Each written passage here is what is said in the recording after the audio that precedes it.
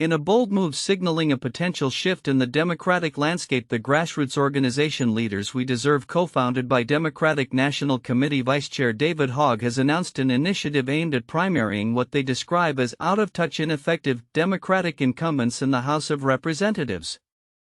This announcement, made on April 16, 2025, comes on the heels of a disappointing election cycle for the party, underlining a growing urgency to revitalize its image and appeal to voters. With a substantial financial commitment of $20 million, Leaders We Deserve intends to support younger candidates in safe blue districts while also backing some Democratic challengers against Republican incumbents and in open seats. Hogg, at just 25 years old, articulated a pressing concern for the party during an interview with USA Today, stating, "We have to win back those voters. We have to show them how the party is changing and how we are fighting for them." This sentiment reflects the broader discontent with the Democratic Party's current trajectory, especially following a dismal approval rating. Only 27% of registered voters view the party positively, according to a recent NBC News poll, marking the lowest favorability since 1990. Hogg emphasized the necessity for the party to elect dynamic leaders rather than simply maintain the status quo. He expressed particular caution in targeting frontline Democrats in competitive districts, indicating a strategic approach focused on incumbents perceived as ineffective rather than those actively engaging their constituencies.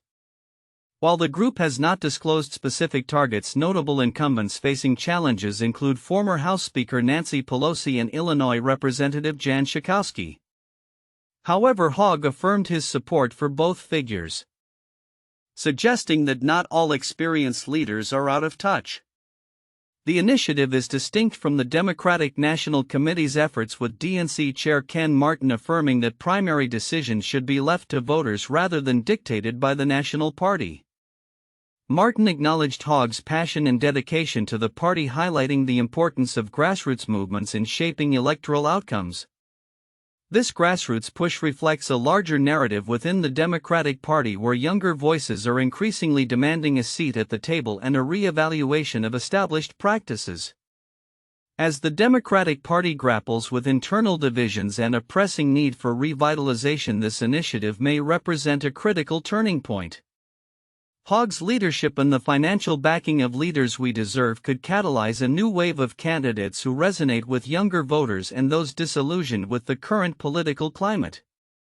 In parallel developments, the Republican Party is also gearing up for the upcoming 2026 midterm elections.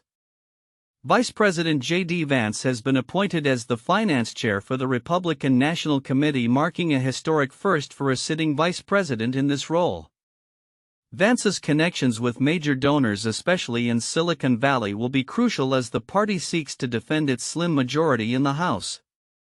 Former President Donald Trump expressed confidence in Vance's abilities, noting his capacity to navigate challenging races. The political landscape in the United States is undeniably dynamic as both parties prepare for a pivotal election cycle.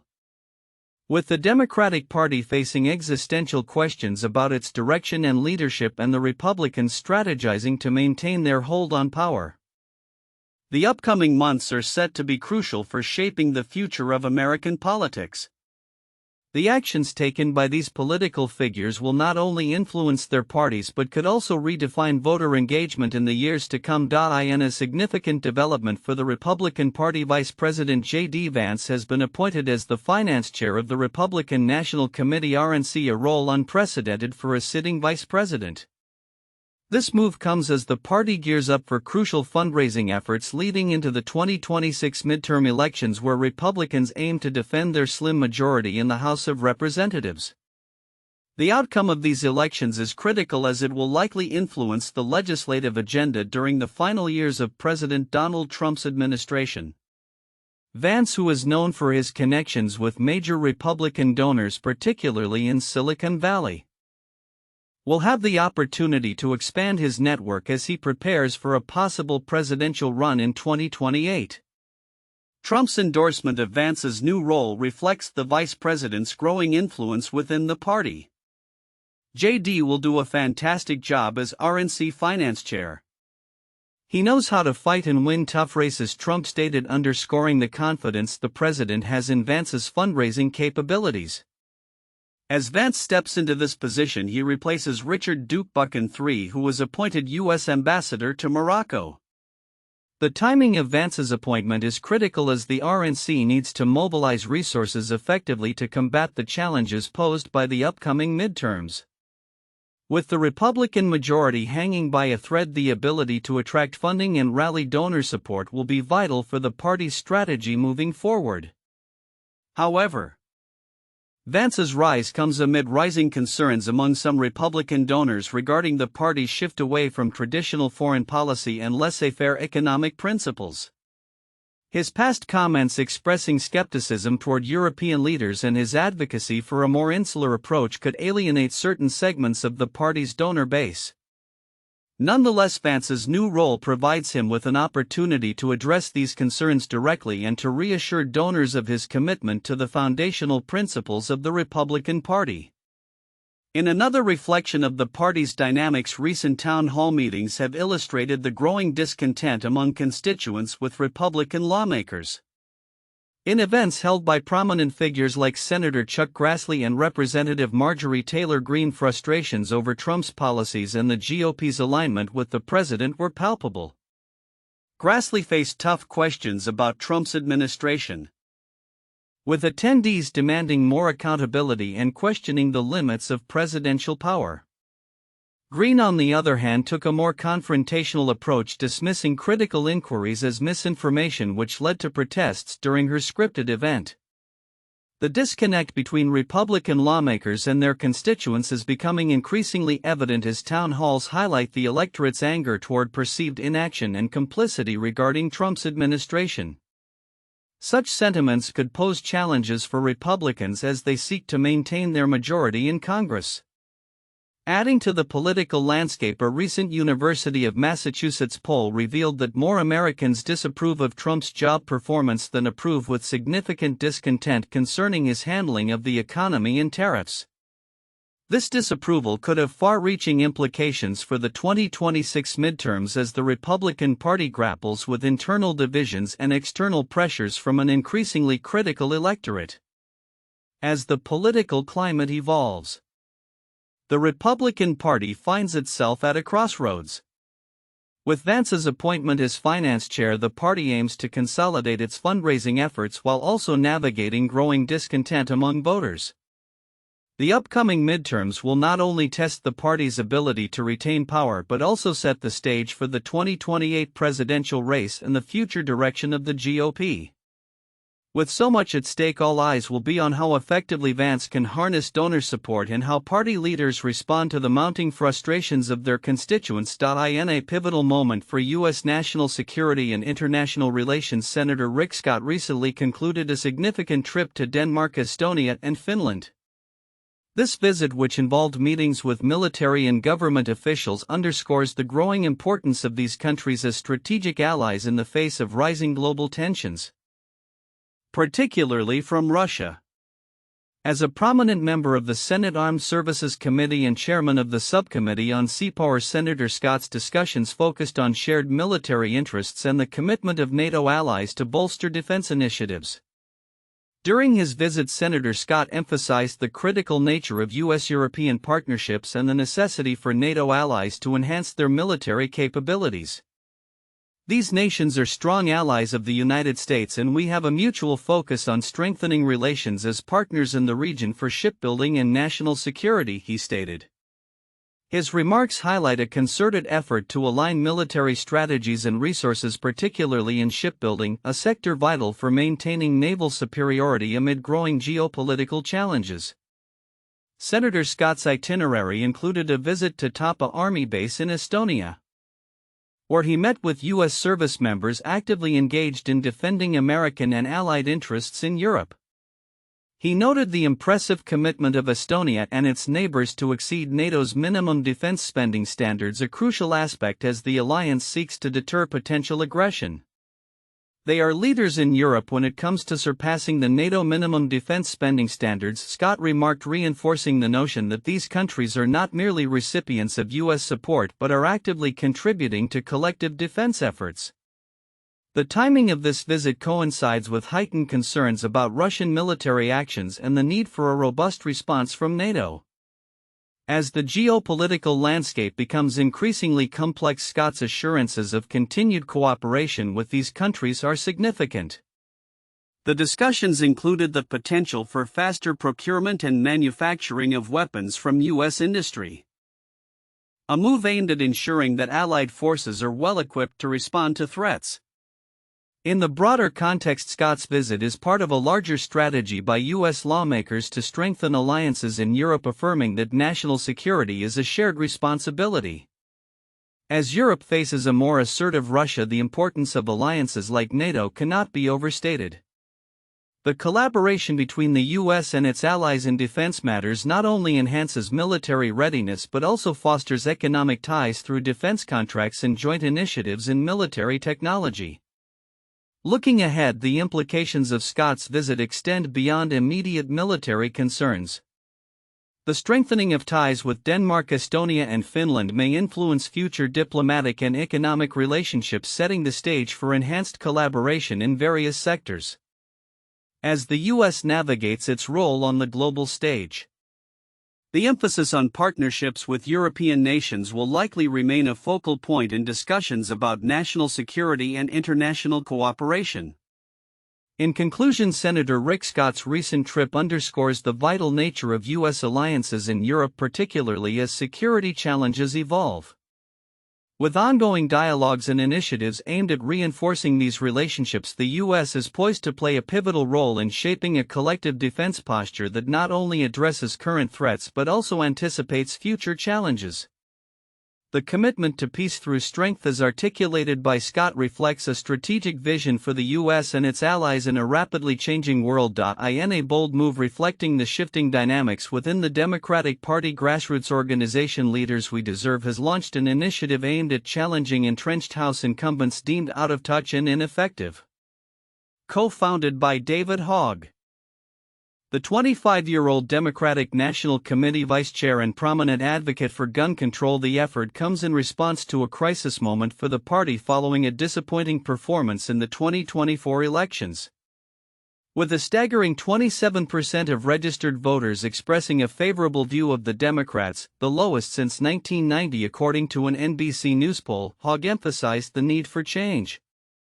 "We have to win back those voters. We have to show them how the party is changing and how we are fighting for them," Hogg stated in an interview, urging a proactive approach that transcends merely opposing former President Donald Trump. Instead, he advocates for a revival of the American dream, particularly for younger generations who feel disenfranchised. The initiative will see an injection of $20 million aimed at funding younger Democratic candidates who can invigorate the party's base, particularly in safe blue districts. While the group has not disclosed specific incumbents they will target, Hogg made it clear that they will avoid challenging frontline Democrats in competitive districts. This decision points to a strategic approach focused on reshaping the party without risking further electoral losses. Notable incumbents including former House Speaker Nancy Pelosi and Illinois Representative Jan Schakowsky are not on the chopping block, as Hogg believes they have effectively met the challenges of their roles. Hogg articulated a broader ideological divide within the party, stating it's not just about age. "The division in our party right now is not so much, are you on the left? Are you in the center? It is, do you want to fight or do you want to roll over and die?" This sentiment reflects an urgent call for a more combative stance against both internal and external challenges. The initiative has garnered attention and some support within the Democratic National Committee, with Chair Ken Martin acknowledging Hogg's passionate advocacy. However, he reinforced the DNC's long-standing position that it is ultimately the voters in each district who should determine their candidates, not the national party apparatus. As this movement unfolds, it will be interesting to observe how incumbents respond to these challenges and whether Hogg's vision resonates with the broader electorate. The coming months will likely reveal the effectiveness of grassroots efforts to reshape party dynamics and energize a base that has shown signs of fatigue. In a political landscape marked by polarization and discontent, Leaders We Deserve aims to redefine what it means to be a Democrat in 2025 and beyond. The outcome of these primary challenges could very well set the tone for the party's direction in the lead-up to the next general election. In an unfolding saga that intertwines immigration policy, judicial authority and executive power, the case of Kilmar Abrego Garcia is drawing significant attention as it highlights the tensions between the Trump administration and the judiciary. Abrego Garcia, a Maryland resident wrongfully deported to El Salvador, has become the focal point of a legal battle that raises critical questions about due process and the limits of presidential authority. The backdrop of this conflict began when the U.S. Supreme Court ruled unanimously that the Trump administration must facilitate the return of Abrego Garcia, who was sent to El Salvador on March 15. The court's decision came after it was determined that he was wrongfully deported, a ruling that was meant to ensure his return to safety.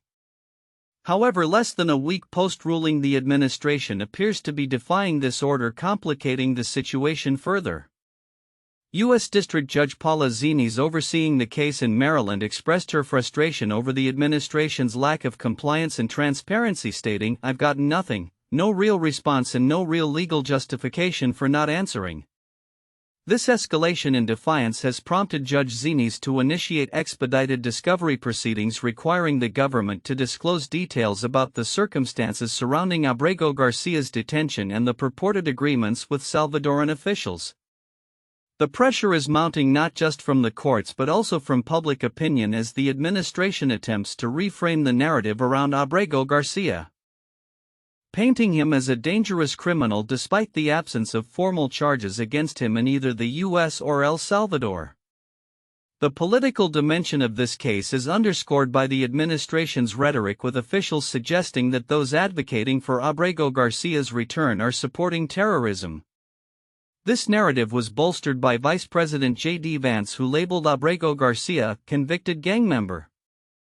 Such claims, however, have faced scrutiny as they rely on a discredited police document that contains vague allegations about Abrego Garcia's supposed gang affiliations, which he has consistently denied. Simultaneously, the administration's broader strategy appears to involve circumventing judicial oversight by leveraging foreign partnerships. This tactic raises alarm about the potential erosion of due process rights, as the Trump administration seems willing to transfer individuals to foreign jurisdictions to evade legal accountability. As legal scholars have pointed out, this could set a dangerous precedent, allowing the government to effectively sidestep judicial authority by outsourcing the detention of individuals to countries with less regard for human rights. The implications of this standoff are profound. Should the courts find the Trump administration in contempt, it could lead to significant constitutional challenges. Judge James Boasberg has indicated that there is probable cause to hold the administration in contempt for its handling of deportation flights, further intensifying the legal scrutiny on the executive branch. The potential for civil or even criminal contempt charges against government officials raises questions about how far the judiciary is willing to go to assert its authority in the face of executive defiance. As the situation develops, the intersection of immigration policy, judicial power, and executive authority will continue to be tested. While the courts have traditionally exercised restraint in holding government officials in contempt, the current climate suggests that the judiciary may be poised to take a firmer stance. Legal experts warn that failure to enforce court orders could signify a constitutional crisis where the balance of power between branches of government is severely undermined. Looking ahead, all eyes will be on the forthcoming court proceedings and the administration's next steps. With pressure mounting from both the judiciary and public opinion, the outcome of the Abrego Garcia case may ultimately redefine the boundaries of executive power and the safeguarding of individual rights within the U.S. legal framework. As the administration navigates this complex legal landscape, the stakes could not be higher for all parties involved, particularly for those like Kilmar Abrego Garcia who find themselves caught in the crossfire.